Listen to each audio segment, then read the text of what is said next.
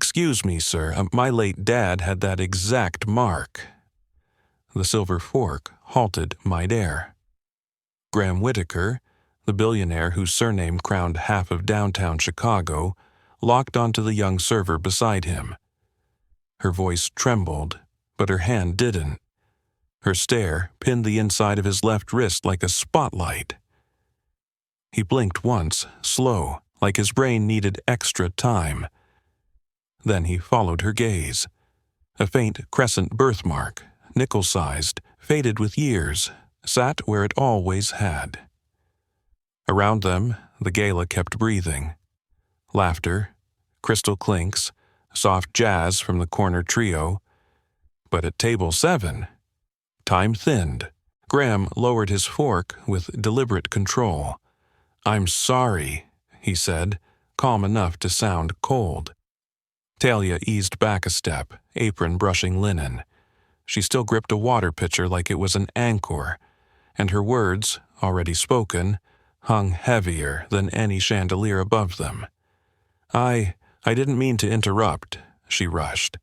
"My mom used to tell me, if I ever met a man with a moon-shaped mark on his wrist, I should remember it, because my father had one too."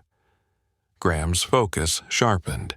His chief aide leaned in, whispering urgently.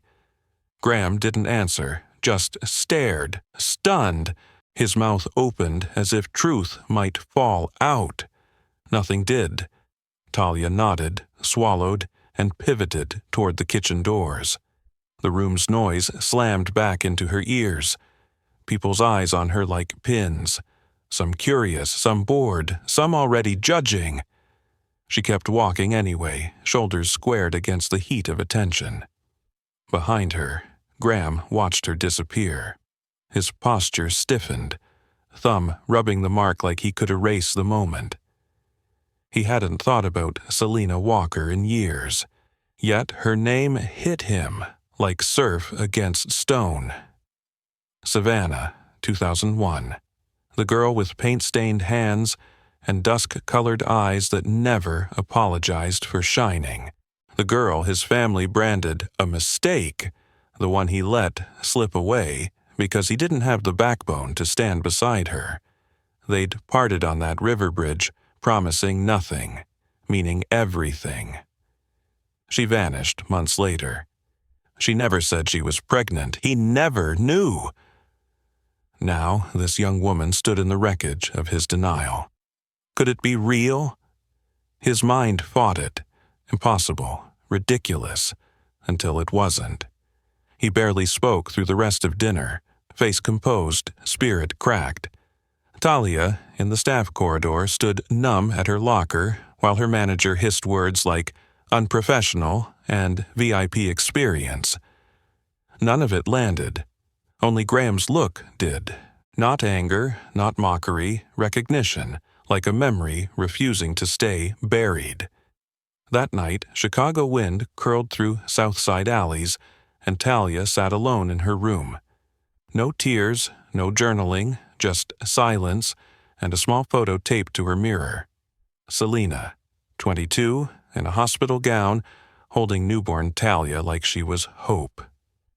Talia opened a drawer and unfolded a yellowed envelope with no address, no stamp, just her mother's handwriting. A letter never mailed. To the man who never knew. She traced the ink with her thumb and whispered, "If our daughter finds you, please be kind. Please be better than silence." Her breath hitched. "Mom, I think I found him." Across the city, in a glass-walled penthouse that felt like a museum of wealth, Graham stood by the window. Alone. Moonlight washed his left wrist. He stared at the crescent like it had become a verdict. For the first time in decades, his heart said a name he'd trained himself not to speak. Selena. And something unspoken, old and aching, shifted toward healing. Tap like if you're rooting for Talia to find her roots. And tell us where you're watching from. Because somewhere nearby, someone's living this same silence right now. Graham hadn't left his penthouse since the gala. The city glittered outside, restless and alive. Inside, everything sat still, like the pause between inhale and collapse. He didn't eat. Didn't return the messages flashing on his phone. He sat in a leather chair, elbow on knee, fingertips drumming the soft skin near the mark. Talia's voice looped in his head. Her face wouldn't release him. And Selena's name, unused for 21 years, pressed against his throat like a confession. He closed his eyes and Savannah surged back. Humid evenings, magnolias, crickets, Selena barefoot in his family's garden, humming while she painted bold oils, colors that refused to shrink. He loved her visibility. Then his father saw them. Then the calls started. Then the order came. You will not stain our legacy with this. He didn't fight. He told himself surrender was practical. Selena left weeks later without a word. He never chased the reason. Now he opened his laptop with hands that felt older than they were. He typed her name slowly. Selena Walker, Savannah, Georgia. Records surfaced, then an obituary, 8 years ago, cervical cancer. Survived by one daughter, Talia Elise Walker. No father listed. His throat tightened until swallowing hurt. He clicked the photo. Older Selena, same eyes, same tilt of defiance. Funeral home, Hillcrest Chapel, Savannah. Graham shut the laptop and stared at the dark screen as if it might speak back. She never told me, he whispered, but the words felt incomplete. Across town, Talia stirred soup at Mrs. Hargrove's kitchen table, barely tasting. The older woman stood at the stove, glasses low on her nose, stirring a pot like she could calm storms. He saw it, Talia said quietly. The mark. Her hands shook around the spoon. His did too. Mrs. Hargrove turned, wooden spoon in hand, eyes steady. Some men shake because they've seen a ghost baby. Others shake because the truth finally found them. Talia's face looked washed out under the kitchen light. Did Mom ever tell you who he was? She asked. The older woman sighed like she'd carried that name for years. She said Graham once. No last name, until she showed me a magazine photo when he was just rising. Mrs. Hargrove's mouth tightened. She called him kind-eyed and weak-spined. Talia exhaled sharp. She never told me that. She didn't want you hating a ghost, Mrs. Hargrove said, or chasing one. I'm not chasing, Talia insisted, but her voice cracked anyway. I just deserve to know where I come from. Mrs. Hargrove nodded slowly, like granting permission and warning at once. You do, but decide what you want, sweetheart. Truth and family don't always arrive in the same package, and sometimes they cut different ways. The next morning, Graham sat in his private office on the 38th floor, papers spread like a battlefield. He'd summoned his personal investigator, a retired FBI man named Miles Grant. Quiet, precise, owed favors stacked like bricks. Graham slid the obituary and photo across the desk. I need confirmation, he said. Discreet, complete. Miles lifted a brow. Legal clarity or moral clarity? I'm not asking you to stalk her, Graham snapped, then softened. I'm asking for truth. Miles nodded once. Give me 48 hours. Graham leaned back, but his body refused stillness. His mind kept returning to Talia's face, and the way she looked like she wanted nothing from him, that made it worse. He wasn't used to being unnecessary. He picked up a letter, Selena's, dated 2002, ink faded but sharp. It had been buried among old records Miles had once collected, yet Graham had avoided reading it for years. Now he unfolded it, hands stiff, and the first line hit like a slap. You never fought for me. He swallowed, eyes burning. "But I hope you'll fight for her if she finds you." He set the page down and pressed fingers to his eyes. For the first time in a long time, he felt the weight of a life carefully curated, yet hollow. That night, Talia sat on her bed with a laptop warming her thighs, hovering over words she'd typed and deleted 10 times. "I think I know who my father is." Delete, rewrite. Delete again. She clicked through articles about Graham Whitaker, interviews, profiles, glossy praise. One quote snagged her. He'd spent summers in Savannah during college. Another line made her stomach twist. "We build luxury on forgotten land." She thought of Selena, working, painting, coughing quietly through pain. Her mother always said, "You don't need a name to know your worth." And yet here Talia was, craving a name like it might explain the empty chair at every school event. She opened a new blog draft, "The Girl with No Father," and a birthmark full of questions. Her fingers flew, anger and clarity braided together. "I met a man last night. He didn't recognize me, but he recognized something, a mark on his wrist, and maybe something deeper." She wrote fast. This wasn't about money, not about inheritance. It was about identity, about a daughter raised in silence, and a man who built empires with polished forgetting, while her mother's paint dried in the dark. She saved it as a draft, not published. Not yet. But the silence was getting too loud to carry. Graham didn't sleep. City lights flickered below his window like restless thoughts. By morning, a slim file sat on his desk. Miles moved fast.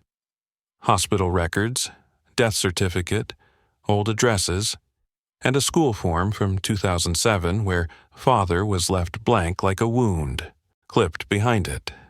A recent photo of Talia stepping out of a subway station, headphones on, sketchbook tucked under her arm. She looked nothing like Selena at 22, yet everything in her walk echoed Selena's stubborn grace. Graham stared until his vision blurred. "Why didn't you tell me?" he whispered. And somewhere deep, an uglier answer waited, because he didn't want to be forced to choose. Talia, didn't know he had watched. She went to the library that afternoon without telling anyone. Not for novels, for proof, for memory. In the archives corner, she scrolled microfilm of Savannah papers from 2001, searching for something. Then she found it. A tiny article, page 6, July 2001. Whitaker Development announces Riverside Project. The photo was grainy, black and white, but she recognized him. Young Graham, standing proud beside city officials. Her heart knocked hard when she noticed the left edge. Her mother. Selena, half caught in frame near an easel, paint-smeared hand lifted mid-wave. Talia zoomed until pixels broke apart. Under the photo, local artist Selena Walker assists with mural concept. That was all. No headline about what happened after. No mention of Selena disappearing. No record of how a young artist got erased while the billionaire's story got polished. Talia leaned back, throat thick, hands trembling. All her life, she'd assumed her father simply vanished. But what if it wasn't that simple? What if someone had erased her mother on purpose, quietly, efficiently, forever? The next morning, her post wasn't a draft anymore. Talia hit publish. Within hours, it spread through online corners like wildfire.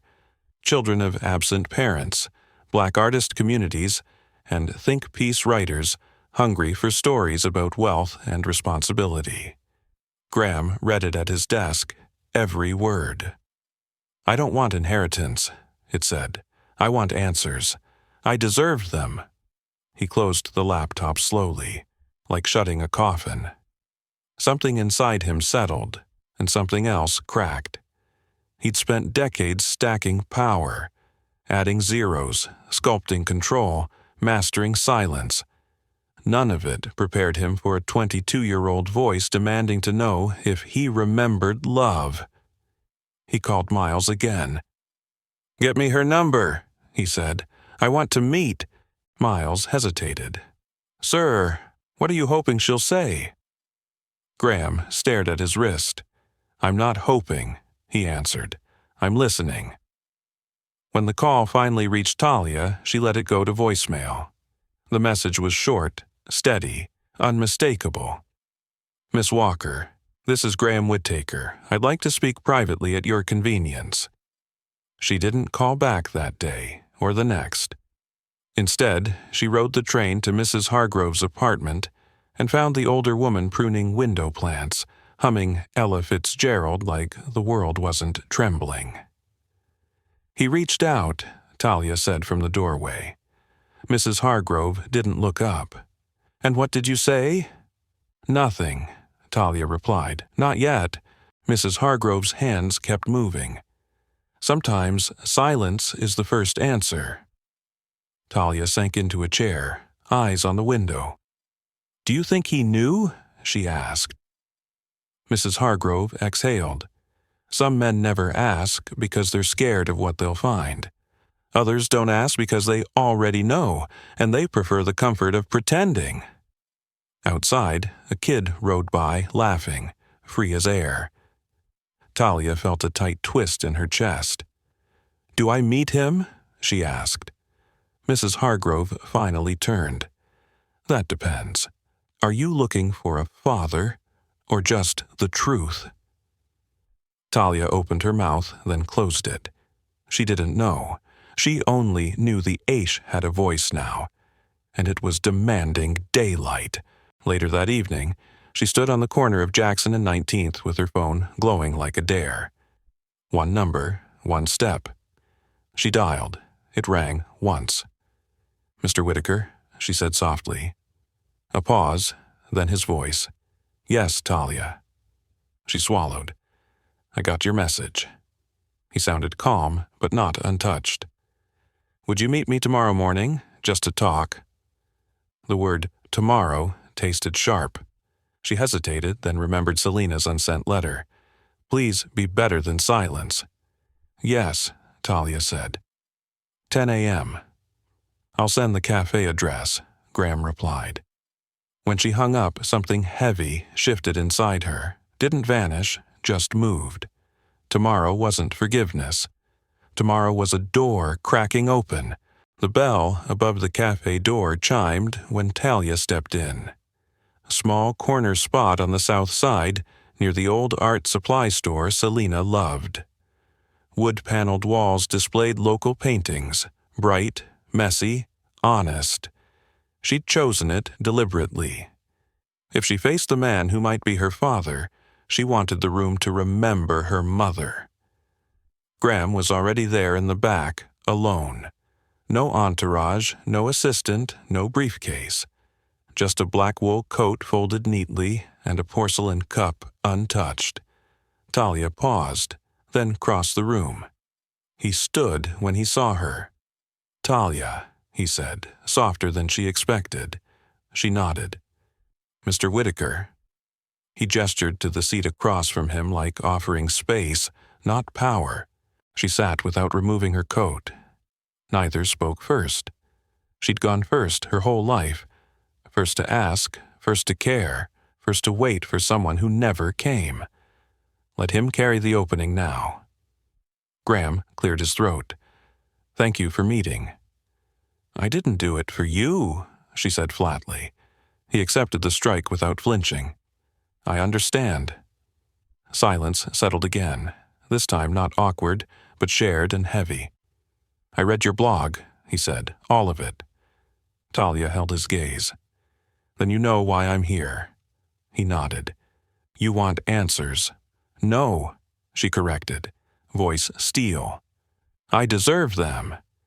His jaw tightened, but he didn't argue.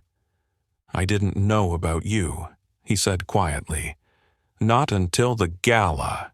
When you spoke, I saw Selena in you," he admitted. Your face, your fire. It shook me." Talia blinked fast, refusing tears. "You say you didn't know," she pressed. "But did you ever wonder?" Graham stared down at his hands, then up again. "Yes," he said. "Early on, I did. After she left, I thought about reaching out. Then my family, my fear, won." He swallowed. "That's not an excuse. I was a coward." Talia's voice dropped. "Yes, you were." He nodded once, like accepting a sentence. "And I'll carry that for the rest of my life." The coffee between them cooled into bitterness. Talia inhaled. "She painted you," she said suddenly. "My mom. Even when she hated herself for it. Every canvas was a memory you didn't earn." Graham's throat moved, but he didn't speak. Talia continued, voice sharper. "She said you had kind eyes." She let out a short, broken laugh. "I never believed her until now." Graham leaned forward, hands clasped. "I would give anything to undo what I failed to do," he said. "But I can't. All I can offer is truth, acknowledgment, and whatever presence you'll allow." Talia studied him, wrinkles by his eyes, silver at his temples, the weight of years he couldn't buy back. "I'm not here for your money," she said. "Not your last name. I don't want a house or a trust." "I believe you," he replied, voice low. "Then listen," she said, steadying herself. "Did you love her? Did you love my mother?" Graham didn't look away. "Yes," he said. "More than I knew how to show." Talia's eyes glassed, but she blinked hard. "And me?" she asked, softer, almost frightened of the answer. "If you'd known, would you have wanted me?" Graham reached into his coat pocket and pulled out a folded photograph, creased from time, heavy with regret. He placed it on the table. Talia leaned forward. Black and white.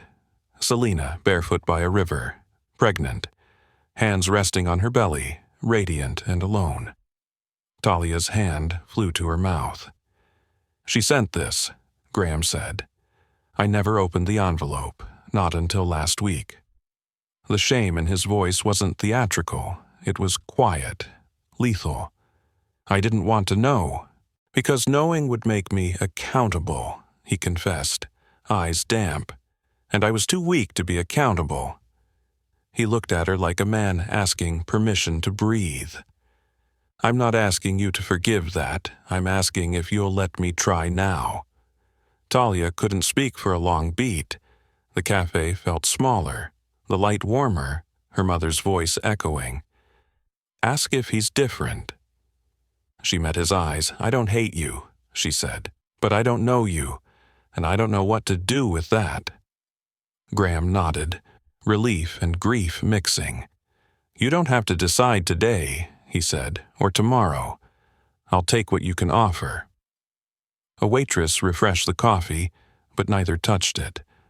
The moment wasn't about comfort. Talia reached into her bag and pulled out a small sketch, edges worn. She set it beside the photo. It was a child's drawing of Selina smiling, and an imagined man beside her. Moon-shaped mark penciled faintly on his wrist. Graham stared like he'd been struck. "You drew this?" he asked, voice rough. "I was 10, Talia said. "I made you up." His fingers trembled as he touched the paper's corner. "You gave me more kindness than I deserved," he murmured. Talia stood, slipping her bag strap over her shoulder. "This isn't kindness," she said. "It's memory." Graham swallowed. "Will you let me see you again?" She hesitated at the table like a judge weighing evidence. "I don't know, but I'll think about it." She turned to leave, pausing at the door. "I don't need a father," she said, voice firm. "I never had one, and I'm still standing." Her gaze cut clean. "But if you want to be someone I can respect. That matters more than DNA." Then she walked into the morning sun, leaving Graham with a child's sketch and his own silence. Graham sat in the back of his limousine, still holding the drawing like it might burn. He didn't speak on the ride. The driver didn't ask. Everyone around Graham had learned the difference between quiet and sacred.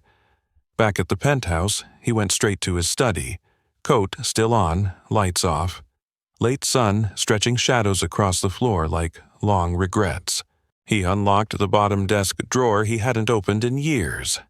Inside sat 3 yellowed envelopes, all in Selina's delicate handwriting. He picked the first one up and opened it, this time for real.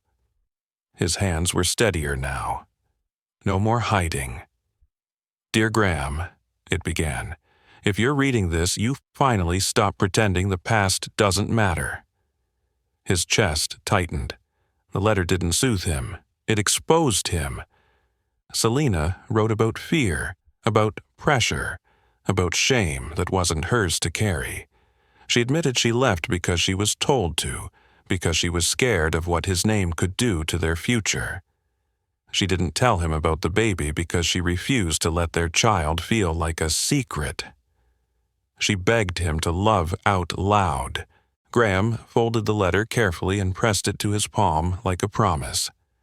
He'd built a career on anticipating every risk, controlling every outcome, but no negotiation had ever left him this stripped.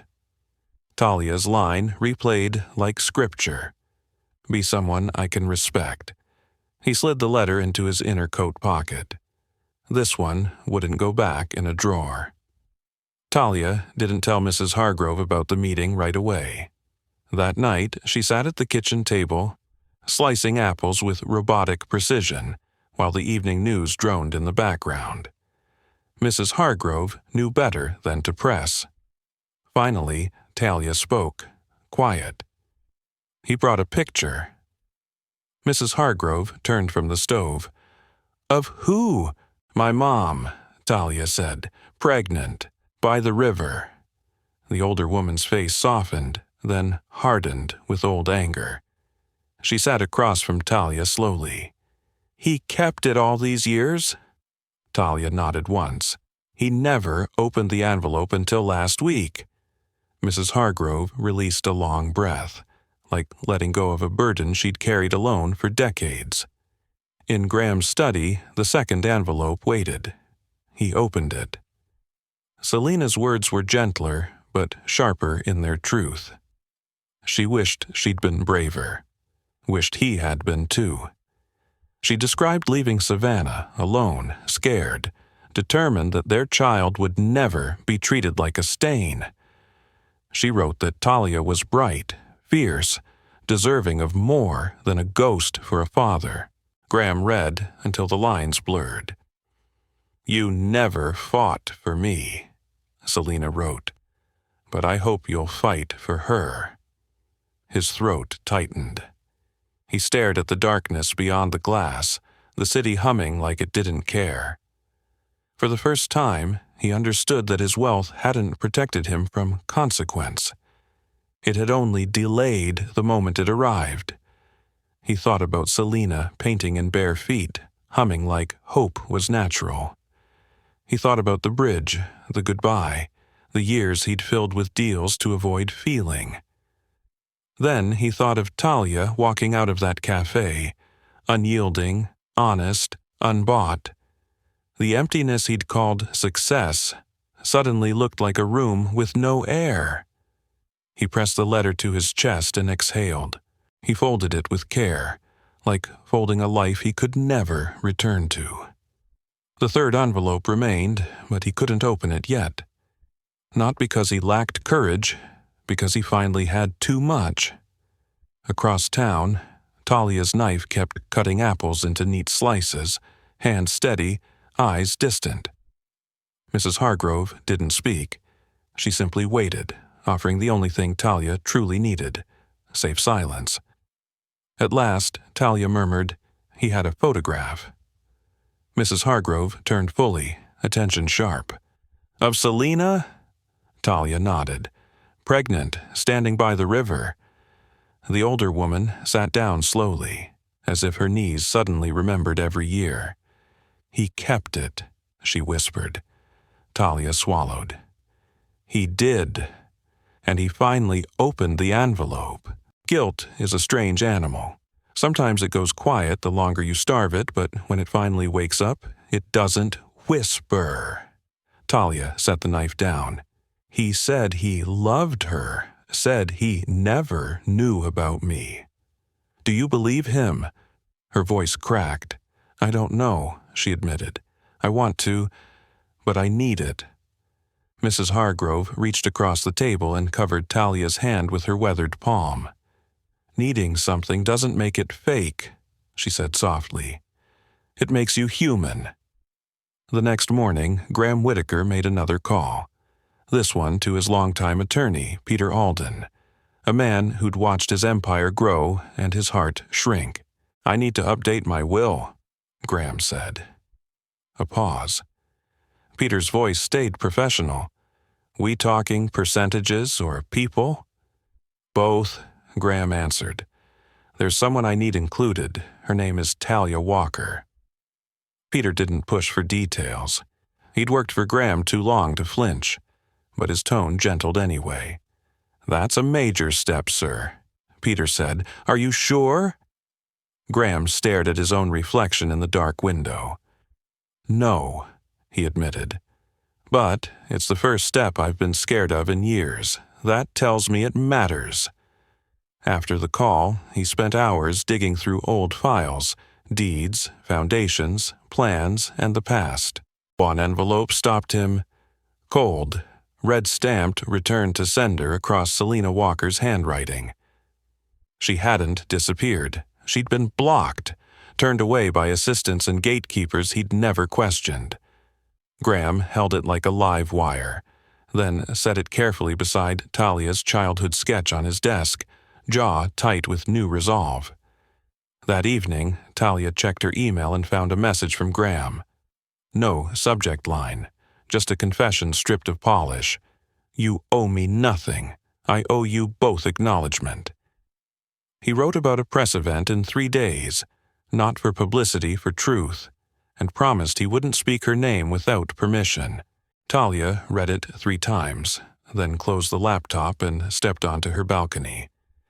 Chicago sprawled below, vast, indifferent, relentless.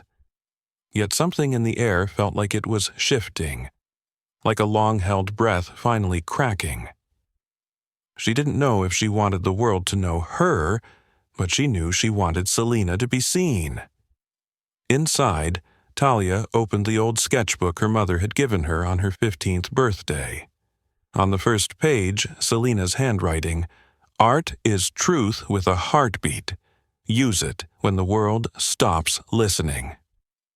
Talia smiled, small, shaky, then grabbed a pencil and started drawing again, not from rage, but from room finally made for her voice. 3 days later, the Whitaker Foundation held its winter press conference. January, cold, sharpened the air, cutting through wool coats and forced smiles. The venue was the grand atrium of Whitaker Tower.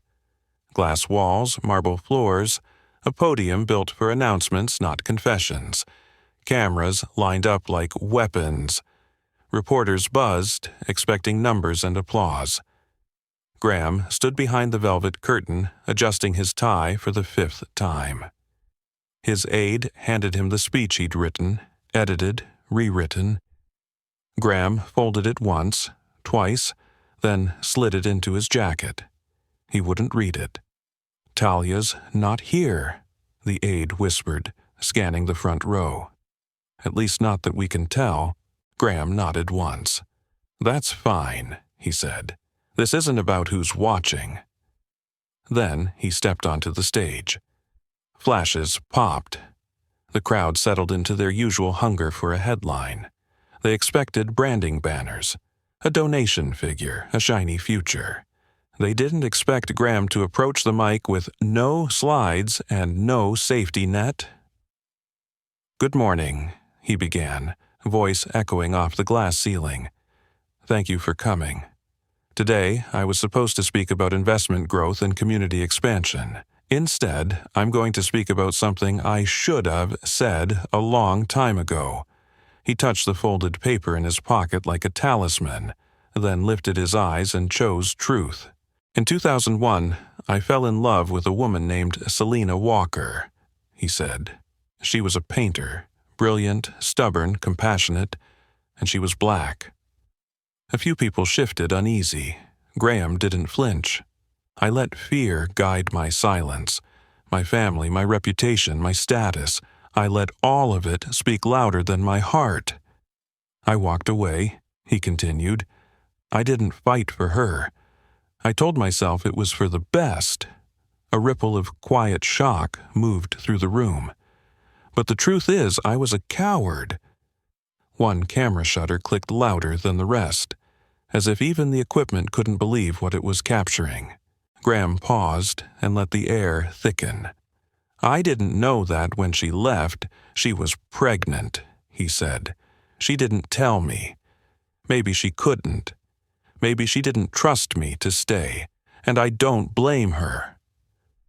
The atrium felt suddenly too large for anyone to hide. His voice lowered. 22 years later, her daughter found me. Not with a lawyer, Graham said. Not with anger. With a quiet voice and a question I wasn't ready for. He lifted his left hand and touched the inside of his wrist. She said, "My late father had the same mark." His breath caught once, then steadied. I'm not telling you this for sympathy. I'm telling you because silence has a cost. Because love is not something we should be afraid to speak, he said, no matter how powerful we are. He stepped back from the mic like it burned. The absence of action can betray as deeply as a lie. His eyes scanned the room, then softened just briefly. I failed 2 people. I can't change that, but I will spend the rest of my life honoring them. Then he walked off, no questions, no press release, just the truth, finally spoken out loud. Across the city, Talia sat on Mrs. Hargrove's worn couch with a live stream playing. The video was grainy, but Graham's words hit clean. She didn't move when he said Selena's name. Didn't move when he called himself a coward. Only when he touched his wrist did she exhale, long and shaky. Mrs. Hargrove stood nearby, arms folded, dish towel slung over her shoulder. "He did it?" she whispered. Talia couldn't answer. Her throat felt locked, but her hands gripped the couch cushion so tight her knuckles paled. Part of her had always believed men like him stayed silent forever, and the world let them. Yet here he was, standing alone in public truth. That evening, Talia walked through Lincoln Park bundled in her mother's old coat. Lake wind bit her cheeks, but she welcomed the sting. She walked until the sun dropped low, turning frozen water gold. At a small statue along the garden path, an artist's hands cast in bronze, Talia stopped and pulled out an envelope she'd written the night before. She opened it one more time and read her own words like a test of courage. "Mr. Whitaker, thank you for saying her name. Thank you for not hiding behind lawyers." She wrote that she didn't know what she wanted in the cafe, but she'd wanted to see if the man he'd been could face the woman she was. "You did," she wrote. "One conversation at a time." Talia placed the letter into the bronze hand of the statue. Not for anyone to find, just for her to leave something behind. A symbol, a release. Then she turned and walked away, boots crunching softly in thin snow, heart still heavy but no longer buried under unanswered questions. Graham found the letter on his desk the next morning, delivered in a plain white envelope with no return address. He read it 3 times. His eyes stung, but he didn't wipe them. He laid it gently beside Selena's letters and Talia's childhood sketch. 3 artifacts, 3 truths, 3 stories no longer forced into shadows. For the first time in decades, Graham didn't feel alone in his office. He felt witnessed, like the walls weren't just trophies anymore, like the air had softened. Maybe, just maybe, he could become someone worth seeing. Not because of buildings or headlines, but because he finally chose the hard thing, showing up without armor. 2 days after the press conference, Talia stood before a full-length mirror in a downtown art gallery's back room. Palms sweating. She wasn't used to heels or blazers or anything that made her look like she belonged on a panel. But tonight, she was scheduled to speak at a community forum on art and identity. Her sketchbook hugged her ribs like a shield. On the first page, she'd drawn Selena's eyes the night before. Imperfect, but careful, like prayer. The invitation had come from the gallery director, Maren Cole, a sharp, warm woman in her early 40s. Maren had read Talia's blog and said, "You have a voice. We'd be honored if you used it here." Talia had said yes before fear could veto her. Mrs. Hargrove waited near the entrance in her Sunday coat, eyes gleaming with pride. "He's coming," she whispered when Talia joined her. Talia didn't ask who. Graham arrived alone, no assistant, no camera crew, just a quiet figure in a dark wool coat standing by the door, like he wasn't sure he deserved to enter the room. Their eyes met across the crowd. Graham nodded once, small, respectful. Talia didn't smile, but she didn't look away. The panel opened with questions about community memory, forgotten voices, and the power of personal archives. Talia listened until the moderator, Denise Hart, turned to her with a steady, curious gaze.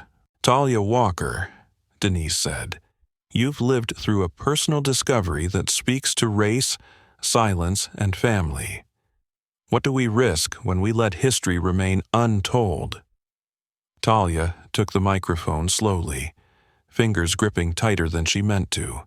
Her breath sounded loud in her own ears. Then she began, voice steadying as truth rose to meet it.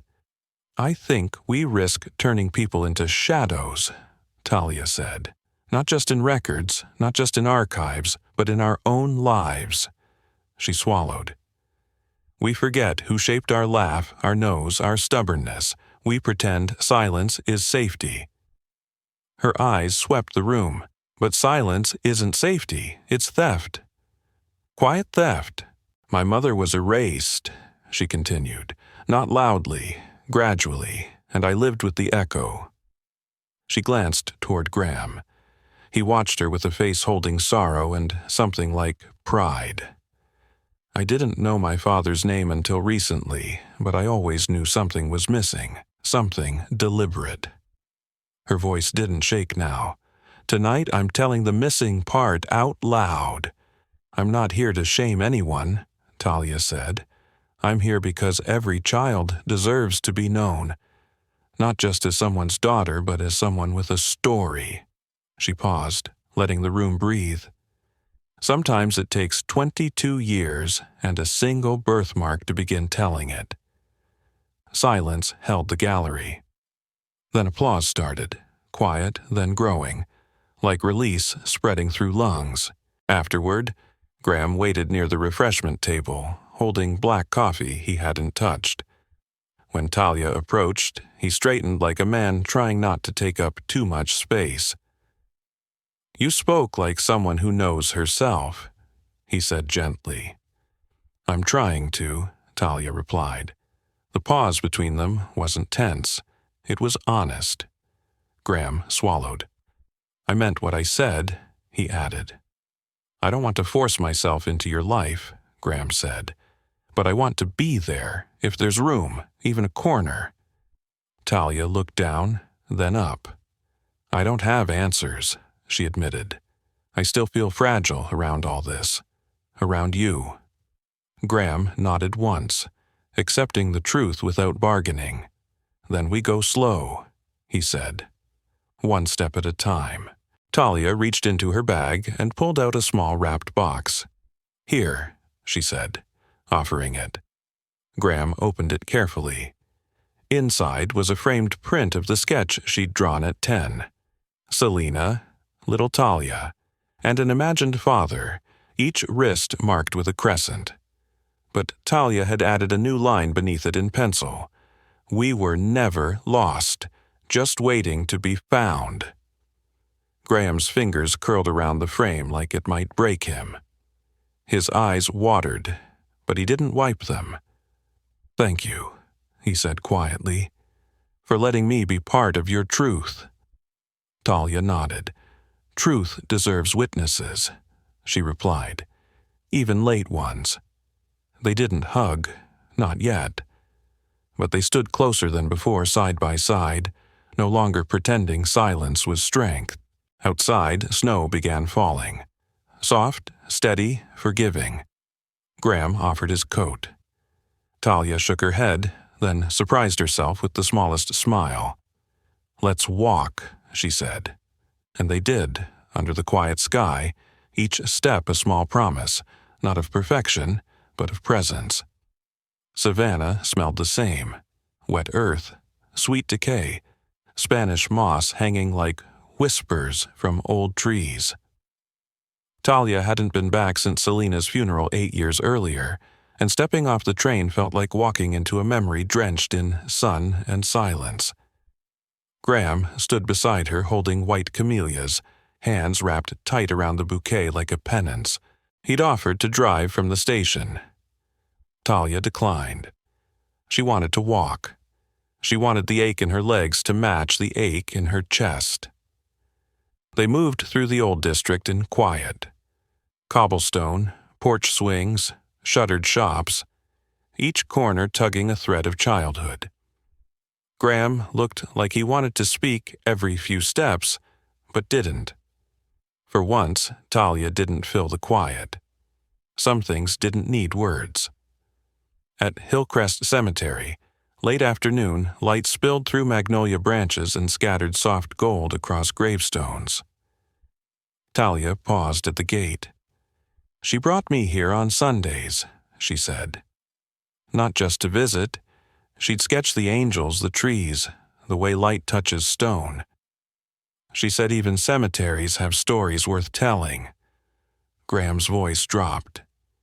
"She always saw what others ignored. She saw me once," Graham added, almost to himself, "when I didn't know how to be seen." They followed the gravel path until they reached the headstone. Simple, weathered, honest. The engraved letters were chipped but clear. Selina A. Walker and the years beneath. Talia knelt and traced the name with her fingertips.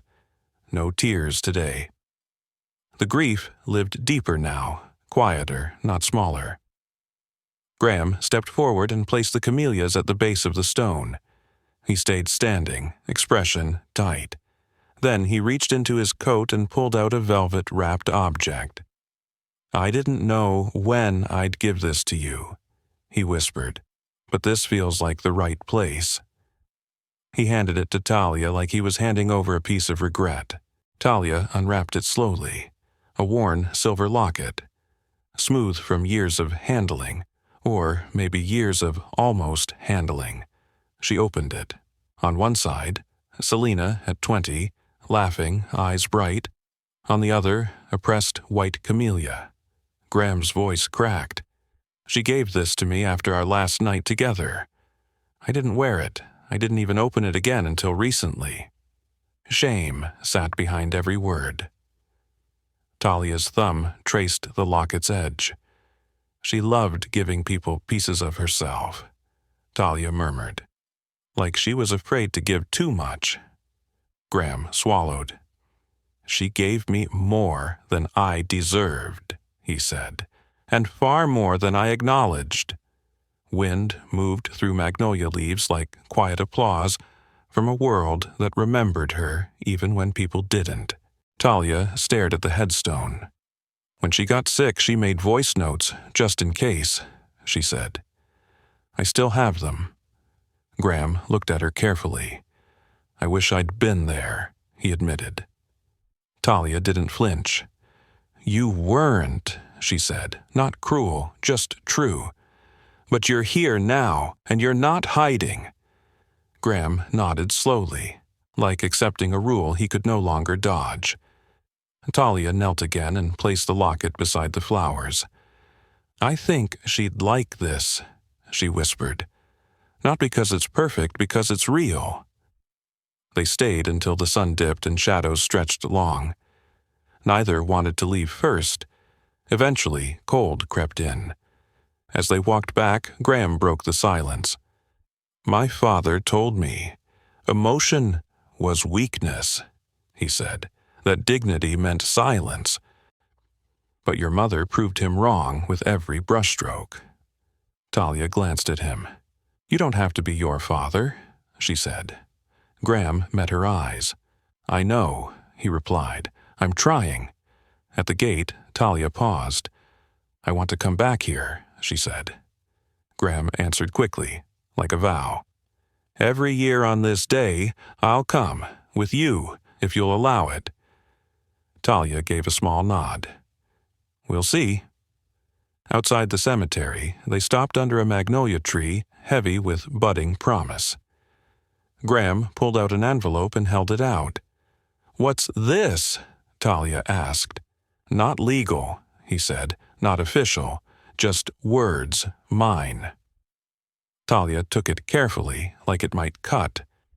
The paper inside was handwritten, neat, deliberate, exposed. Dear Talia, it began. Graham stood still while she read. He wrote about missing her birth, her first steps, scraped knees, fevers, drawings, heartbreaks, everything he never earned the right to know. He wrote, If you'll let me, I want to be here for what comes next. No demands, no entitlement, just a request to try. Talia folded the letter and slipped it into her coat. She surprised herself with her next words. Let's get coffee, she said. There's a place 2 blocks from here, not fancy. But their peach cobbler tastes like the way she used to make it. Graham's face softened into a real smile. No strategy in it. Lead the way, he said quietly. And they walked side by side down Savannah streets.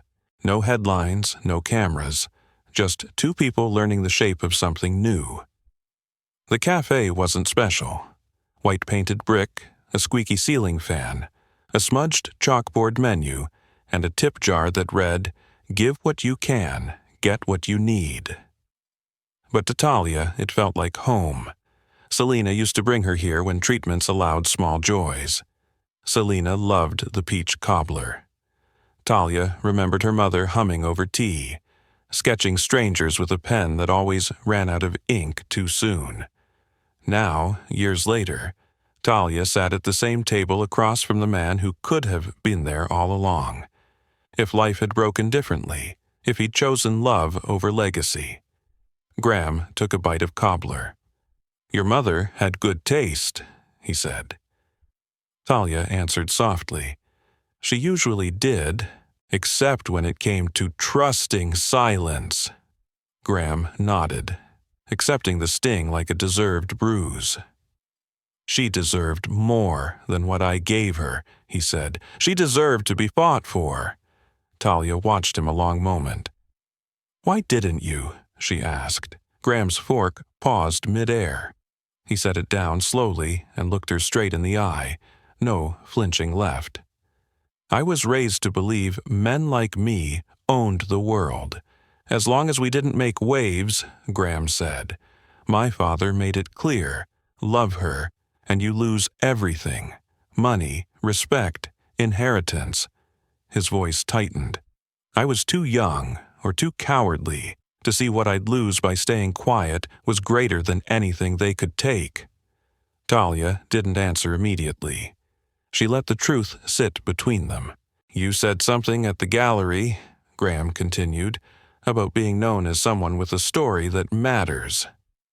He leaned forward slightly. You matter, Talia. Not because you might be my daughter. because of who you became despite what I wasn't.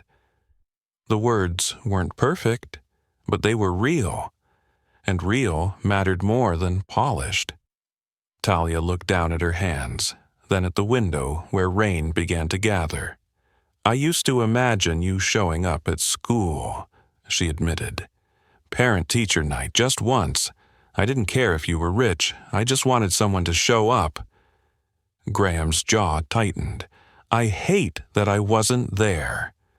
Talia's voice stayed calm. I don't need you to hate it.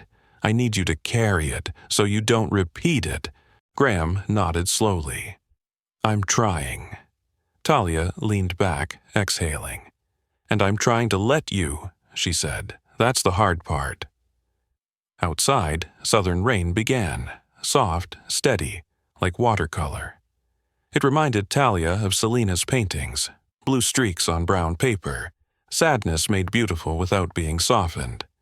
Talia stood and tugged her coat closer. Walk me to the station? Of course, Graham said, already reaching for an umbrella. They walked down wet sidewalks past old bookstores and quiet porches.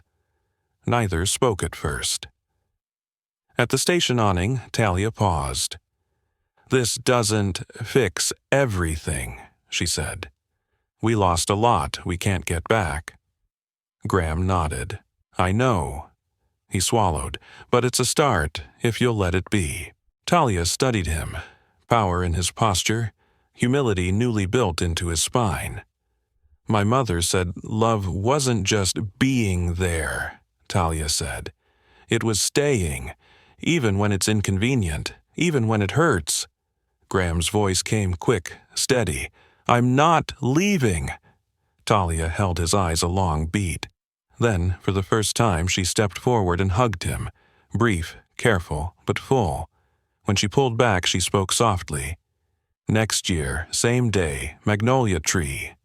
Graham's smile warmed. I'll be there, he said, even if you're not. Talia stepped onto the train without looking back, not because she didn't care, but because she finally didn't have to wonder if he'd vanish. Graham stayed on the platform long after the train moved away, umbrella hanging useless at his side. Rain traced lines down his face, but he didn't move. He felt every drop not as weather, but permission. To regret, to rebuild, to finally be honest. Back in Chicago a week later, Talia returned to the art studio where she taught weekend classes. One student, a 10-year-old girl with paint on her elbows, asked, Do grown-ups get scared? Talia smiled.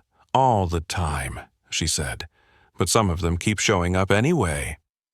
That night, Talia opened her sketchbook and drew 3 hands, one weathered, one youthful, one older, reaching toward each other like a bridge being built from scratch. On each wrist, the same crescent mark. Not a label, a legacy rewritten. Sometimes family isn't born in hospital rooms or holiday dinners. Sometimes it's forged in rain, in truth spoken late, but spoken. Weeks passed, and the noise around the press confession didn't fully die, it just changed shape. Headlines moved on, but people didn't. Emails came to Talia from strangers thanking her for naming the cost of silence. Graham didn't overwhelm her with contact. He sent one message a week. No pressure, no demands, just proof of presence. That restraint mattered more than grand gestures ever could. When spring edged closer, Graham invited Talia to lunch near the Riverwalk. Neutral ground, open air, no spotlight. He arrived early, alone, and stood instead of sitting, like he didn't want to claim space she hadn't offered.